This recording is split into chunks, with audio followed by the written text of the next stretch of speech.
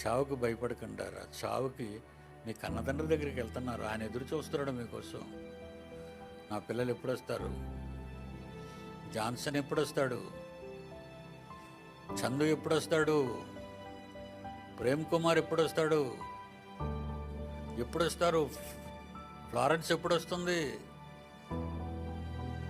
తన పిల్లల కోసం ఆయన ఆశపడుతున్నాడు తొందరగా రావాలని. కానీ పనులు పెట్టాడు కదా, ఆ కాలంలో ఆ పనులన్నీ మనం పూర్తి చేసేసి సిద్ధంగా ఉంటే నిన్ను చక్కగా తీసుకెళ్ళిపోతాడు. కనుక భూమి మీద ఏమన్నాడో ఆ వచనాన్ని జాగ్రత్తగా చూడండి. 6వ వచనం 5వ వచనం.